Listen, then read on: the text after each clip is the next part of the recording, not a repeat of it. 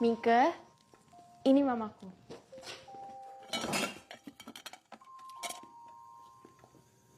Lidah orang sini memanggil Kontosoro. Mereka susah menyebut Baitensor. Kau bisa memanggilku Nyai. Sebelum kita mulai, kita perkenalan diri dulu yuk. Ada Atalia, Regina, Kezia, dan aku, Adinda Zahra.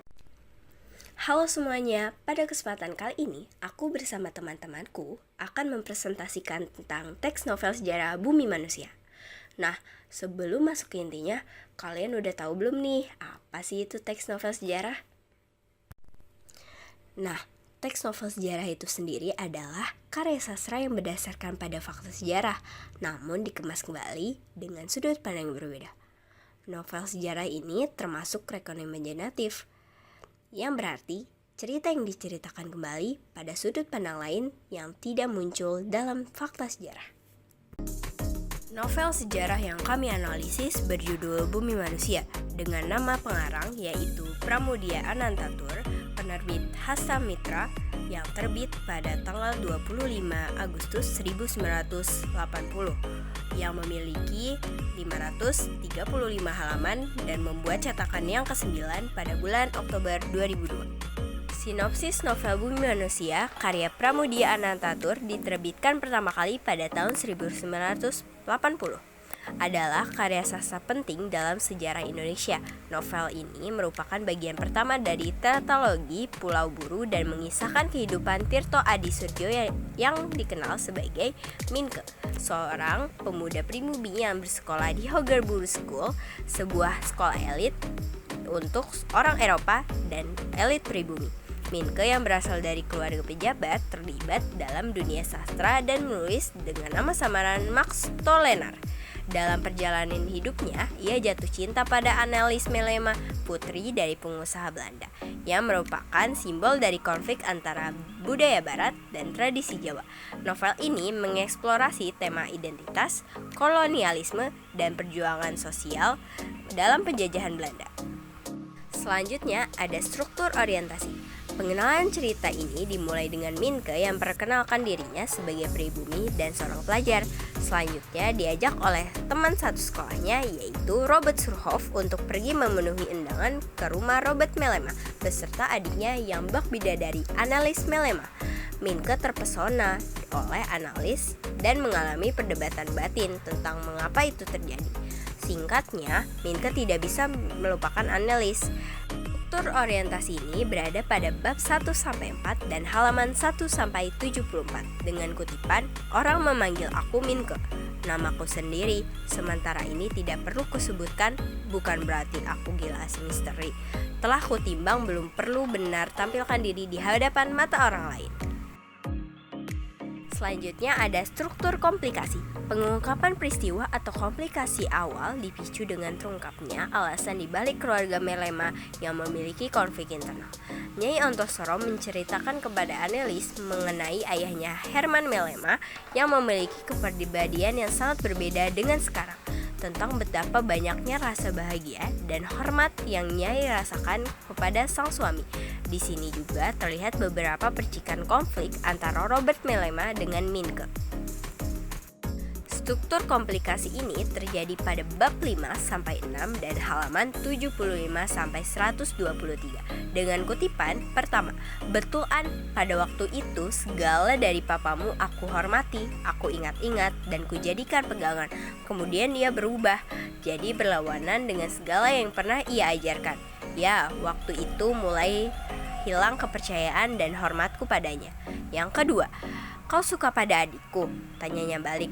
Betul, saya sekali hanya pribumi. Salah kalau hanya pribumi. Struktur menuju konflik. Minke mendapat teguran keras dari ayahnya karena tinggal di rumah seorang nyai di Wonokromo, tidak bersekolah dengan baik, dan mengabaikan keluarganya. Di saat yang sama, Minke merasa diikuti oleh seorang yang dia sebut si gendut dan khawatir akan keselamatannya. Akhirnya, Minke bertemu langsung dengan si gendut yang sedang mengawasinya di depan rumahnya. Ini terjadi pada bab 7-15 dan terletak pada halaman 124-294. Berikut adalah kutipannya. 1. Mengapa diam saja? Karena sudah tinggi sekolahmu, sekarang merasa hina membaca suratku. 2. Tentu saja kuceritakan kecurigaanku tentang si gendut, bahwa aku merasa ada seseorang yang sedang mencari kesempatan untuk membunuh diriku yang sebatang kara ini, bahwa aku merasa di mana-mana ada orang yang sedang memata-matai, siap hendak mengainkan parangnya pada tubuhku. Max. Puncak konflik terjadi saat pengejaran terhadap si gendut mengarahkan semua orang ke gedung milik Ajong, di mana mereka menemukan Herman Melima yang sudah meninggal dan Robert Melima yang melarikan diri. Keluarga Melima mengalami kesulitan akibat rumor buruk yang beredar. Namun, persidangan akhirnya dimenangkan oleh Mingke dan Nyai. Mingke dan Annelies menikah, tetapi Annelies harus pergi ke Nederland karena Nyai Ontosoro tidak memiliki hak asuh resmi. Ini terjadi pada bab 16 sampai 19 dan terletak pada halaman 295 hingga 399. Berikut adalah kutipannya. 1. Dan Darsam tak dengarkan aku. Ia lari terus mengejar si gendut, tak bisa lain. Aku pun lari terus mengejar Darsam untuk mencegahnya. 2. Sidang pengadilan tak dapat ditunda lebih lama. Robert Melima dan si gendut tetap tak dapat ditemukan. Maka pengadilan akan mengharapkan Baba Ajong sebagai terdakwa. Struktur resolusi. Penyelesaian sekaligus ending dari novel Bumi Manusia ini adalah ketika kepergian Annelies Melema ke Nederland. Mingke dan Nyai yang bahkan tak diizinkan untuk mengantar kepergian An, mencoba yang terbaik untuk menghabiskan saat-saat terakhir mereka bersama di rumah itu. Dengan hati yang sangat berat, kepergian An menjadi ending dari cerita ini, diakhiri dengan Mingke dan Nyai yang meratapi kekalahan dari perjuangan mereka. Struktur resolusi ini berada pada bab 20, halaman 400 sampai 405. Dan kutipan yang terdapat yaitu, Mas, aku lebih suka pada ombak, pada bisa dan pada gelombang daripada kapal dan Nederland. Dan kita kalah, Ma, bisikku. Kita telah melawan nak, nyo, sebaik-baiknya, sehormat-hormatnya. Struktur bagian koda yaitu kisah cinta yang rumit antara Mingke dan Annelies Melema, seorang pribumi dengan darah campuran, memberikan banyak wawasan terhadap bagaimana dunia bekerja ketika Indonesia belum merdeka dahulu. Mingke mengajarkan betapa pentingnya pendidikan bagi seorang manusia. Perjuangan-perjuangan yang terdapat dalam novel Bumi Manusia ini juga digambarkan dengan sangat baik. Nilai-nilai kehidupan, nilai budaya. Nah, sekarang duduk kau di lantai, tundukkan kepalamu. Pada kesempatan seperti ini, taulah aku apa yang akan menyusul. Wejangan sebelum pesta perkawinan. Tak bisa lain. Nah, wejangan itu akan mulai. Kau keturunan darah para satria Jawa, pendiri dan pemunah kerajaan-kerajaan. Kau sendiri berdarah satria. Kau satria. Apa syarat-syarat satria Jawa? Kutipan tersebut berada pada halaman 349. Maknanya yaitu, nilai budaya yang terkandung dalam kutipan ini adalah pewarisan tradisi dan etika kesatria Jawa. Melalui wejangan ini, ditekankan kepentingan menghormati leluhur, memahami identitas diri sebagai keturunan satria, dan mengemban tanggung jawab moral yang diwariskan dari generasi ke generasi. Ini mencerminkan nilai-nilai keberanian, kehormatan, dan pengabdian yang harus dijunjung tinggi oleh para satria Jawa. Selanjutnya, nilai kehidupan bagian nilai moral. Berbahagialah dia yang makan dari keringatnya sendiri, bersuka karena usahanya sendiri, dan maju karena pengalamannya sendiri. Kutipan tersebut berada pada halaman 39. Makna yang terdapat pada kutipan tersebut yaitu menunjukkan pentingnya kerja keras. Dari kutipan ini adalah bahwa kebahagiaan sejati dan kesuksesan berasal dari usaha dan jerih payah sendiri. Kutipan ini menekankan bahwa mereka yang bekerja keras, meraih kesenangan dari hasil usahanya sendiri, dan belajar dari pengalaman hidupnya akan mencapai kemajuan yang bermakna. Selanjutnya untuk nilai agama yaitu, Sudahan, berdoalah untuk keselamatannya, yang terdapat pada halaman 127. Maknanya yaitu, kutipan ini memiliki makna bahwa dalam segala sesuatu, kita perlu mendoakan hal tersebut. Doa adalah salah satu bentuk komunikasi kita dengan Tuhan, sehingga dengan kita mendoakan seseorang, berarti kita sudah mempedulikan orang tersebut. Nilai kehidupan yang selanjutnya yaitu nilai sosial. Nilai sosial adalah pedoman atau prinsip untuk mengatur perilaku dan menjaga keharmonisan antar individu. Seperti manusia yang wajar mesti punya sahabat. Persahabatan tanpa pamrih, tanpa sahabat hidup akan terlalu sunyi. Kutipan ini terdapat pada halaman 71. Makna dari kutipan ini menunjukkan hubungan sosial yang sehat dan tulus antar persahabatan, di mana persahabatan sangat penting terhadap kesejahteraan emosional seseorang. Persahabatan tanpa pamrih yang didasari oleh rasa saling menghargai dan kepedulian adalah pondasi bagi kehidupan sosial yang harmonis. Selanjutnya ada nilai estetis. Nilai estetis adalah nilai yang berkaitan dengan keindahan untuk membangun sebuah cerita. Biasanya menggambarkan keindahan suasana dengan gaya penulisan serta penggunaan kata-kata kiasan. Seperti, pagi itu sangat indah memang, langit biru cerah tanpa awan.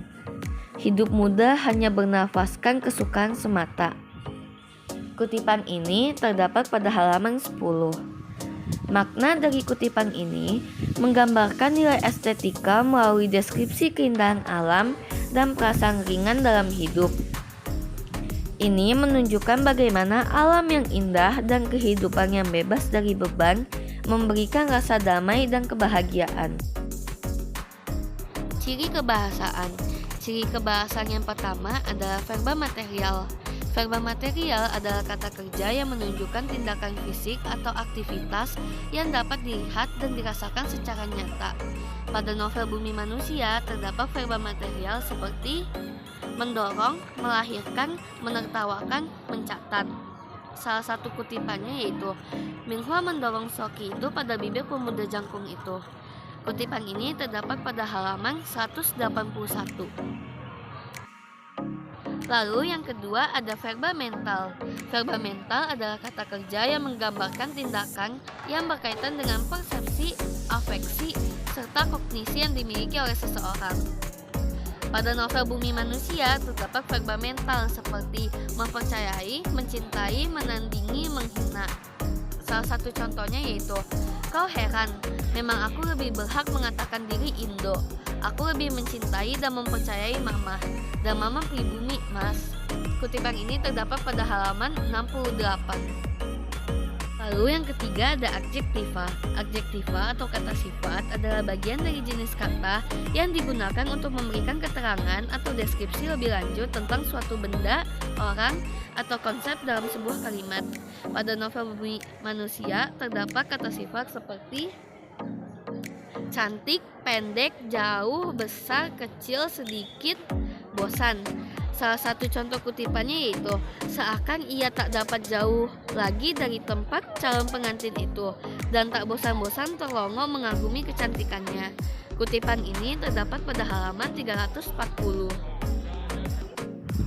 Yang keempat ada konjungsi temporal. Konjungsi temporal adalah kata penghubung yang digunakan untuk menunjukkan hubungan waktu antara dua klausa atau peristiwa dalam sebuah kalimat. Pada novel Bumi Manusia terdapat konjungsi temporal seperti kemudian, sebelum, ketika, sementara. Salah satu contoh kutipannya yaitu dan bunyi itu lenyap ketika Mama masuk lagi dan menutup pintu. Kutipan ini terdapat pada halaman 100. Yang kelima ada kalimat lampau. Kalimat lampau adalah kalimat yang menyatakan suatu peristiwa atau tindakan yang telah terjadi di masa lalu, seperti semalam dan kemarin malam dia tidak muncul untuk makan. Kutipan ini terdapat pada halaman 126. Yang keenam ada kalimat langsung. Kalimat langsung adalah kalimat yang menyampaikan ucapan seseorang secara persis. Kalimat langsung ditandai dengan diapit oleh tanda kutip, seperti kita telah melawan nak, nyo, sebaik-baiknya, sehormat-hormatnya. Kutipan ini terdapat pada halaman 405. Yang ketujuh ada kalimat tidak langsung. Kalimat tidak langsung adalah kalimat yang menyampaikan ucapan seseorang dengan parafrase. Kalimat tidak langsung tidak menggunakan tanda kutip, seperti pada mulanya Ahjong mengatakan ia sudah jemu dengan langganan yang juga mau pergi selama 5 tahun itu. Kutipan ini terdapat pada halaman 316. Terima kasih banyak teman-teman sudah mendengarkan video kami. Semoga kita semua jadi lebih paham tentang teks novel sejarah. Tutup buku, rapikan pena. Terima kasih dan sampai jumpa semuanya. Dadah!